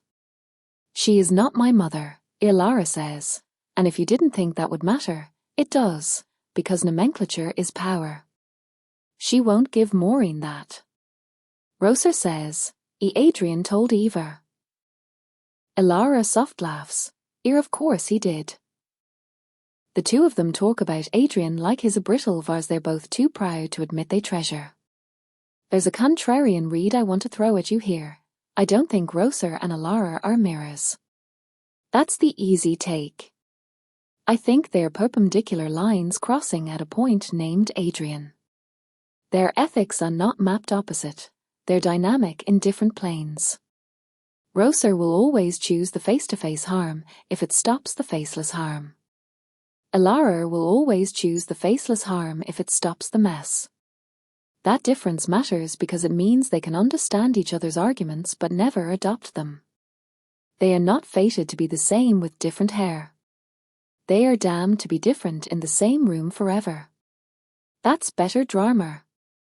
It's also more honest to the women I know who run cities and gangs and boards. Similarity of effect isn't identity. The world loves to flatten women in power into each other. This show fights that laziness. The Harbour Lights Gala is the hub where all spokes grind at once. It's the mayor's donation bonanza, a fundraiser disguised as a therapy session for men who like reflective surfaces. It's also where Roser plants her trap, where Alara plays misdirection, where Adrian thinks he can hold both women's hands without losing his fingers. The set is insane. Chandeliers dripping like icicles, a string quartet playing a minor key version of a children's song, twisted in a way that makes your teeth ache, and everywhere, glass. Emil shoots glass like sin. Roser arrives not in black, shock, but in bone-white silk, all that purity telegraphed straight into an ECG. She's bait. Alara arrives in marine blue, calm as storm surge. Adrian looks like a ferret lost in a jewelry store. He keeps touching his tie like it's a lifeline. The trap is paperwork, because of course it is. Roser has stacked approvals and proxies and one very old maritime rule that says if a port operator violates a safety clause 3 times in a quarter, a judge can appoint a temporary manager. She has 2 violations already on paper. She needs a third. She manufactures it without hurting a soul by arranging her a safety drill with the union that exposes a glaring lack in Vale's emergency comms tree. It's technical. It's legal. It's ruthless. She triggers it at 8:15 p.m., which is when Alara is on stage, which is when the donors are looking at her, not the docs, which is when the press can be made to care. And then Maureen moves her queen. She uses her place among hospital boards and relief charities to call the governor and trigger a different clause, a state intervention if for the sake of continuity. She is every mother who runs a room while men think they run the world. Gloria Nwosu's calm in this phone scene is horrifying. She doesn't threaten. She reminds. She says, you owe me, It once like it's not an arsk but a wet fingerprint on a glass. The governor owes her. The intervention papers are drawn. Roser's gorgeous plan cracks. Mara Cheen does a quiet music trick here I adored. She weaves the children's lullaby from earlier into the Garla Quartet set while radio static bleeds in from the background, so the world sounds like it can't decide whether to put you to sleep or wake you up with a slap. I was sweating over orchestra. The speech scene is a meal. Alara thanks donors, cites numbers, makes jokes about how rescue boats cost more than you think. Then she slides in the knife, as some of us in this room have confused vengeance with virtue. The camera finds Roser's face, bridal white and diamond sharp. She doesn't even blink. She waits. When Alara says we must resist the urge to let grief steer cranes, Roser smiles like an executioner hearing his name pronounced right for the first time. She doesn't interrupt. She doesn't have to. At 8:16, the union rep stands up and says a safety drill has failed, and because he is a man who built this city with his back, the donors who don't care about a samasir and a virtue care when a trawler might hit a piling and stain their shoes. There's too much to narrate beat by beat because the cross-cutting goes vicious here. On one side, cranes go still. On the other, forks go still above plates of halibut. Roser's lawyer, a woman named Dean Eyes with a haircut that could cut girders, files for the emergency appointment.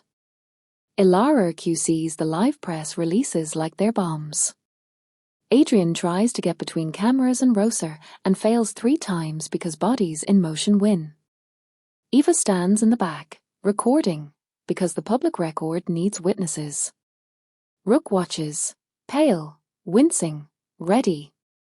Father Lucio shows up in a suit that doesn't fit and a face that doesn't lie and stands where he can step between a cop and a kid if the room panics. It will. The reversal that sealed my love for this whole shebang comes when Maureen herself takes the podium. She never does this. She loves the back row. But the building is burning, and mothers will walk through fire in silk slippers. She starts with a fundraiser classic, a story of a boy whose got caught in a winch and whose life was saved by a Vale-funded ER wing. The room weeps on schedule. Then she says, still smiling, we regret to inform you that certain entities are attempting to wrest control of our port at a time of grief. She does not say Roser's name. She looks at Roser the whole time. It is possible to murder someone with a gaze in this world. Gloria Nwosu shows you how. Roser's countermove is dumber and braver than anything she's done. She asks for MIC. She gives it to Eva. The room laughs. It's rude and delicious. Let the press speak, Roser says, and there it is, the thesis turned inside out. Violence got them here. Testimony might get them out. Paloma raises, Eva steadies her hands. She doesn't rant. She reads 2 emails, 1 purchase order, and 1 name, Maureen Vale. The name drops like an anchor through glass. Adrian stops breathing in a way actors usually overplay and Lucan Hart nails perfectly. He purses his lips like a child and swallows a cry. Ilara doesn't look at her mother. She looks at Roser. Rear and Seraphine hold eye contact like lovers, enemies, survivors. Then all 3 women in this war do the most realistic thing I've ever seen on screen. They keep their faces calm for 17 seconds of pure chaos because they were taught never to show men where the crack is. If you were hoping for handcuffs at the podium, the show refuses your thirst. Maureen leaves with donors. Ilara leaves with counsel. Adrian leaves with a hole in his chest. Roser leaves to go to a judge. The cops stand on the curb holding their ethics like coffee cups. Welcome to cities. This is where the storm hits. Greyport gets a nor'easter that feels like God throwing a drink. Rain horizontal, cranes whistling, boats moaning. Everyone's plans fail when the weather doesn't care. Rosa runs to the yard because docks are real when storms are real. Ilara is there because math gets messy in wind. Seamus, idiot, is there because he sees chaos as a canvas. Livia Viscari is there because she knows what legitimate leadership looks like in a tempest, standing where the camera will catch you doing the right thing accidentally on purpose. They almost die 24 ways in 20 minutes. A container drops. A chain whips.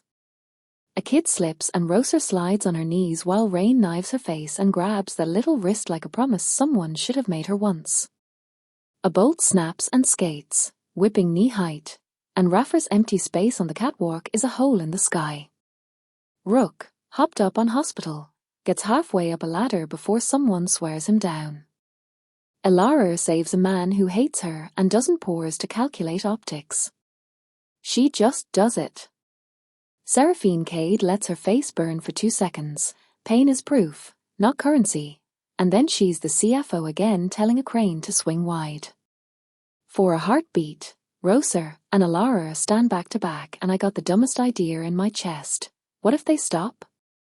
What if this storm baptizes them into a joint pain that humanizes them both enough to keep them from eating each other whole?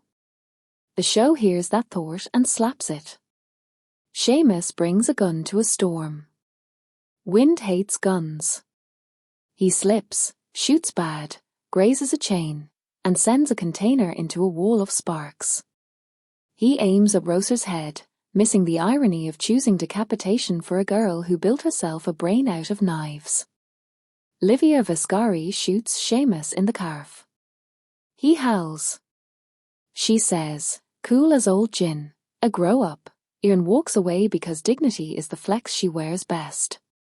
It's so mean I almost felt bad for the idiot. Almost. The aftermath is strewn with small mercies. Nobody we love dies in the storm. The yard takes bruises. The union representatives find a new solidarity in duct tape and sandbags. The judge, watching the news like the rest of us, grants Rosa her emergency management appointment on a temporary basis. She becomes, for 90 days, the woman who runs the cranes. It is a win that tastes like salt and blood. Ilara loses a battle but not the war. Maureen is too clean to be touched that night. Adrian shows up at Rosa's, soaked, eyes emptied out, and says with that small breakable voice, I told the truth. He wants a medal. He gets a seat at her kitchen table and the kindest rejection I've seen this season. I know you did, Ishi says. You did it the way you do everything, honest and late. He flinches. Do you forgive me? He asks. Forgiveness is a story I don't know how to tell yet, Ishi says. But I think we need to stop pretending we're the same book. I am not made of rubber. That landed. The breakup scene hurts precisely because it doesn't explode. They fold napkins. They avoid eyes. They call each other by full first names like they've reverted to strangers with manners. The camera rests on their hands because faces are cowards sometimes. Lucanhart cracks his knuckles off screen, and that little human pop stands in for so much unexpressed grief. I wanted to pick up the sound and tuck it into a diary. They kiss one last time. It's awkward and human. Not cinematic. That feels like mercy. Acting clinic in the denouement role. Rear Miceli lets Rosa unspool for 6 minutes in episode 11, alone in a chair, shoes off, hair down, reading a list of names. No tears. No speech. She says each like a benediction. You hear where the vowels snag. That's the grief. Seraphine Cade gets one shot finally alone where Ilara undoes one button and lets her shoulder slump and wipes mascara from her bottom lashes with a thumb, angry at gravity. Gloria Nwosu shows Maureen walking into a dark dining room and choosing not to turn on the light because she can't stand shadows with options. Paloma Reyes lets Eva sleep on her desk and jolt awake because good people do dumb things to their necks for truth. Dax Nguyen flirts shamelessly with a nurse while pretending he's not dying of boredom. Carlos Bonetti stares out a church window like he sees the version of the city that could have been and won't write it down because hope is obscene in the wrong light. There's a Smorla mystery the show ties off maybe 20 minutes later than I wanted, but when it does, it lands. The relooped G. A ledger annotations weren't just Maureen's. There are two hands. The second belongs to the late Mrs. Moretti, Roser's mother, whose notes were copied and standardized by Maureen into a city-wide language of harm. Roser finds this in an old showbox in the attic when she goes looking for nothing. She recognizes her mother's B, curved like a question scared of its own answer. She remembers the way that woman's ring clicked against a coffee mug when she tapped twice for silence. Tom taught Roser to shoot. Her mother taught her to run the room. Love can be a lesson with a bullet in it. The show is brave to let dead mothers be complicated too, not sacred ghosts who fix everything with a casserole. The last heist is so low-key you will only realize it was a heist when it's over. Roser uses her 90-day appointment to strand 3 shipments in inspection purgatory, and not the glamorous kind, the paperwork kind. Each shipment belongs to a different family wing. She sends notices. She waits. Men who have never checked a website in their lives beg their assistants for printer paper. The scene where Seamus tries to reset a password is the funniest thing the series has done. Cormac Doyle reading security questions like he's being forced to eat tofu. A mother's maiden name? I didn't have one. The delays force Brannigan, Viscari, and Hoshino to step on each other's necks. Chaos is fine. Death is not. Roser uses the chaos to slip a USB into a server at Vale Maritime during a routine systems test that every good CFO should monitor. Ilara is good. She monitors. She sees the intrusion because Roser doesn't hide it. Roser leaves it there like a flare. Inside the drive, not viruses. Not porn. Scans of the old ledger, the new memos, the safety failures, and a handwritten note. Continuity ends now. It's a dare and a eulogy. Ilara stares. Her face during that read is, this is going to sound weird, ecstatic. She lives for opponents worth the breath. Seraphine lets a smile die on the edge of her mouth and kills it herself. Then she tells IT to make 30 copies and label them with a boring name nobody will open. Protection. That's her kind of mercy. The penultimate gunfight, the one in the hotel stairwell earlier I criticized for being cut too clean, gets its meaner cousin here in a shipping office 2 rooms wide. Roser doesn't quip. She doesn't sidle. She crawls under desks, breaks a toe, uses the pain for meter. She empties 1 mag. She counts. She reloads. The edit finally lets you feel it.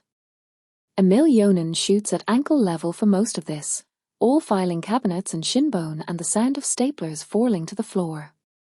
There's one exquisite nasty beat where a man slips on copies of an OSHA regulation and knocks himself out on the corner of a photocopier. That's almost too on the nose. I laughed. Sue me. Themes coalesce like stormwater finally finding the soar.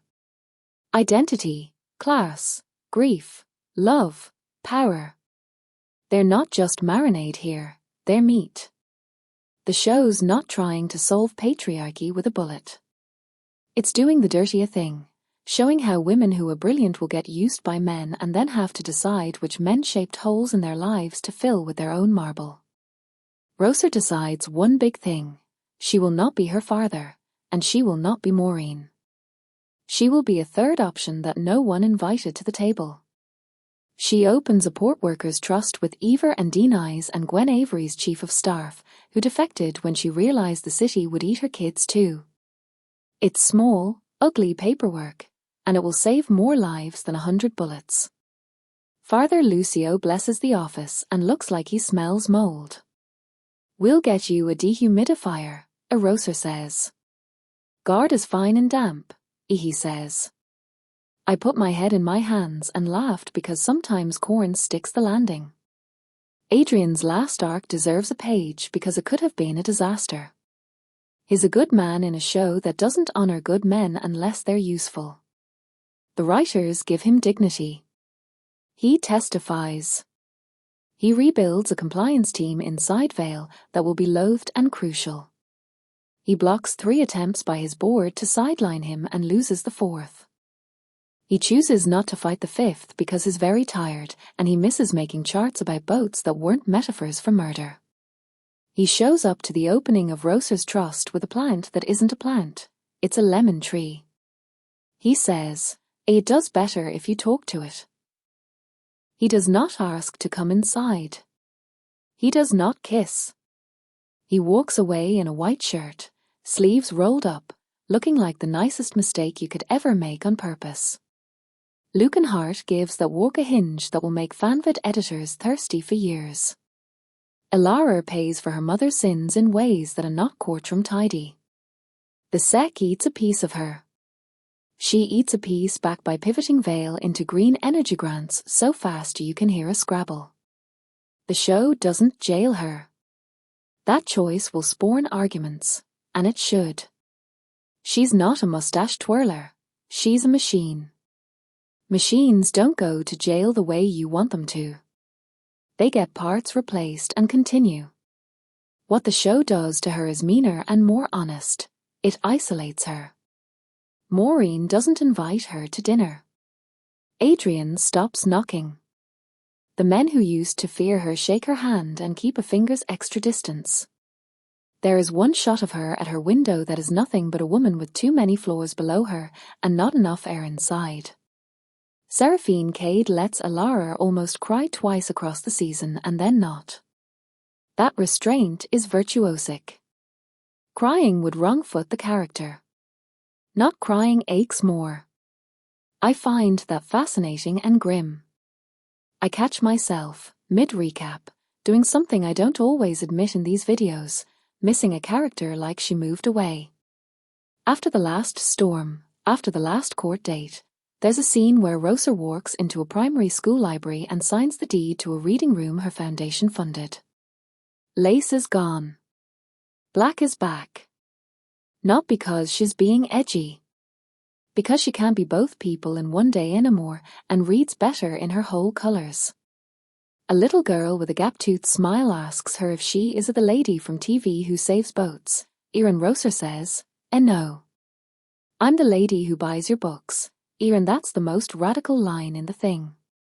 It knocks my air sideways. I want more drills. I want more injured egos.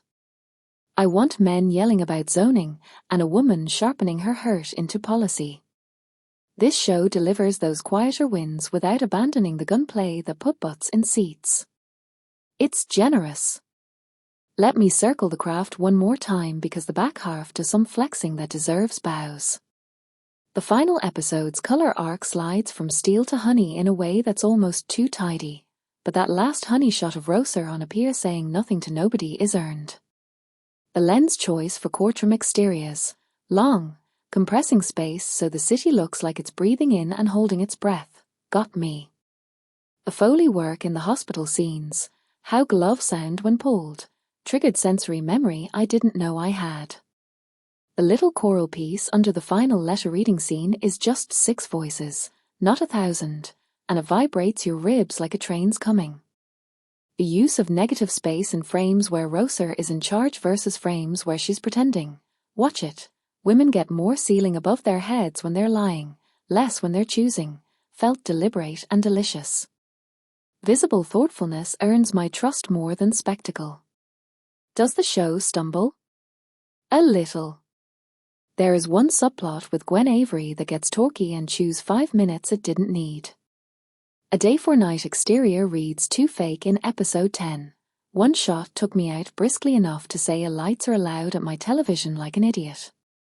An ADR line trying to over-explain Elara's motive late in the game clangs against the otherwise elegant restraint. And the choreography of the elevator escape lacks the banister grab your soul energy I wanted. Small things, real nitpicks. The center holds because Rear Myceli keeps it spinning with her quiet kill.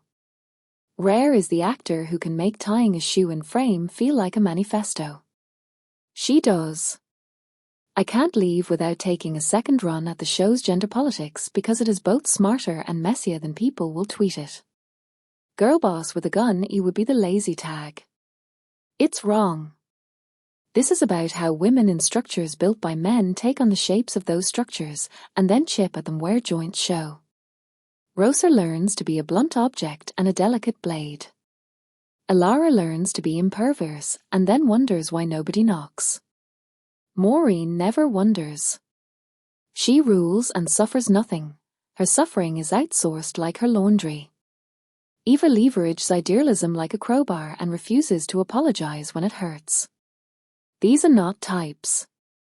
These are choices. The show doesn't say or we can fix it with sisters. It says is some sisters will make it worse. Some will try to live under the same storm and figure out which tools work with the weather. That honesty draws blood. I respect it.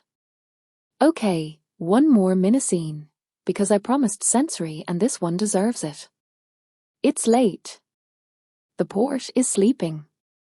Rosa stands at the edge of Pier 7 with a coin in her palm. That coin, smoothing it until the skin remembers polish as grief therapy. The wind smells like diesel and salt and a little bit like algae because the tide is low. Out on the water, a tugboat grumbles. Footsteps approach, measured. Alara steps up 2 feet to Rosa's left, leaving exactly the amount of space between them that keeps their balance. They don't look at each other. He taught me to shoot with both hands, Rosa says. Good lesson, Alara says. She taught me to balance the books for 2 sets of eyes, Alara says. Bad lesson, Rosa says. There's a coin toss. Rosa doesn't toss. She presses it flat to wood and takes her hand away. The coin stays for a second and then falls because gravity is a mean friend. They watch it spin not spin, then plunk into the dark. Continuity ends when you tell it to, Rosa says, and for all the speeches and bullets and paperwork and oceans, that's the line the show wanted in your ears. Seraphine glances. The world wants them to go out guns blazing. The show lets them walk away, back straight, not redeemed, not damned. Alive. That might be braver. A rehook of a different flavor, because if you've made it this far with me, you deserve a little treat. Keep an ear out for the tiny 3-beat knock Rosa does on doors from kidhood on. First it's a metronome. Then it's a prayer. In the final minute, it's a code she teaches someone else. That someone else? Not Adrian. Not Rook. A girl from the reading room who will grow up in a Yankter Ward Farah Greyport, who knocks it on the spine of the very book Rosa bought when she couldn't sleep. If you're not careful, the show'll make you soft. I want to talk about closure without using that word because this story hates tidy. The last movement arranges the women in their new places like chess endgame, Rosa in over her head on purpose, learning the old city levers and replacing them with her own. Alara bruised and breathing, her influence shaved, her claws still manicured, watching for openings, not humiliated enough to retire. Maureen exiled from her own table but alive enough to see the comeback in a different garden. Eva writing, the page is more complicated now she's been in rooms where truth isn't proof and proof isn't enough. Adrian in a smaller, cleaner office, making one good policy at a time, failing quietly and trying again. Father Lucio baking bread on Mondays, he burns half the time because he can't watch ovens and moral collisions at once. Rook limping into his sandwich shop, the sign crooked, the mustard perfect, the Rosa with extra pickles, an abomination and a love letter. The city not saved, but shifted. You don't get a miracle. You get a gradient. We don't shoot our way to utopia. We file our way to Lesbard. Tell that to my dopamine, it prefers stares and screams. My brain, older, meaner, knows policy is romance if you squint. I can see how some viewers will want a clearer villain head-on spike finish. The show refuses for reasons I buy and one I don't. It refuses because the truth of cities is that evil does not live in one neck. Yes. It also refuses because Seraphine Cade is too valuable a villain to waste. Also yes, and slightly cynical. I'm not mad. I like that we keep her.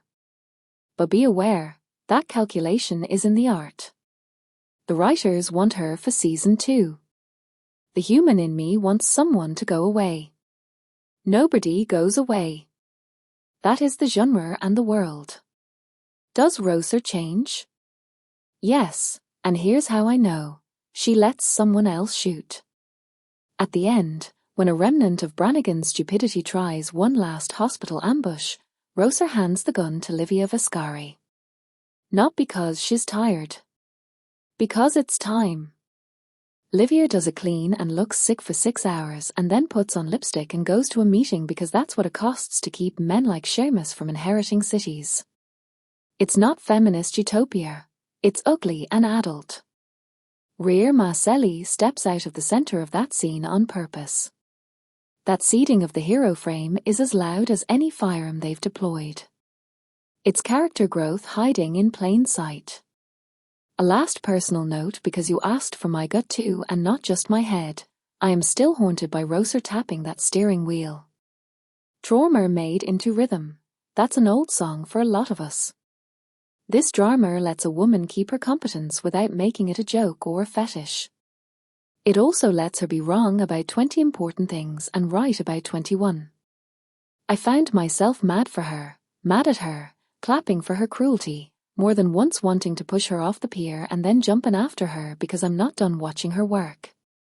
I'm scared of the part of me that lives where she lives. I think the show wants that. It wants you to see yourself inside a girl who oils a gun and ties scholarships in a bow and calls that balance. We aren't balanced. We're surviving in key. Maybe that's enough. If it's not obvious by now, the music across the last act starts eating its own tail, in a good way. Motifs repeat in uglier harmonies. The Reaper triad goes flat when she lies, then bright when she tells the whole truth, tin when she's in the wrong room, glass when she's outside in wind. There's a weird percussion in the EP finale that I only noticed on the second watch, the sound of typewriter keys, not loud enough to be cute, clicking under a courthouse montage. It's corny if you see it. It's perfect if you feel it. Paper as percussion. Paper as punishment. Paper as parth. And because I can't resist a balcony line reading, here's the one from Seraphine that will take up residence in my head rent-free. You think the harbor is a place. It's a verb. She says it to Roser like a benediction she means and a warning she hopes lands. Rear answers with something just as slender, as so am I. That exchange is writing you could put on a ring and give to someone you hate. I've thrown a lot at you, and if you're still here, bless your taste in messy women and cities that chew. I haven't even poked at the micro-costuming wins in the back half, the black-on-black suit Roser wears to court with a single mother-of-pearl button, the hoodie Alara throws on with slacks when the storm tells Couture to back down, the gold cross Father Lucio keeps misplacing in the sacristy like faith is something you find again on Tuesdays. I haven't yelled enough about the way this DP loves the sheen of rain on concrete, about how every puddle feels like a conscience trying to reflect you back wrong side up. I haven't talked about the blockiness of the harbour cranes in the final credits, marching like sentinels while that small choir hums. There's too much. That's the point. The show spills over. In the last minute, we land not on a kiss or a corpse, but a ledger that isn't a ledger. It's a children's reading log in the Tide Flats library. Stickers of whales and ships and a girl's shaky handwriting. I read a book about a city and how boats work. Roser signs the bottom as a witness, not an owner, which is the most radical thing she's done.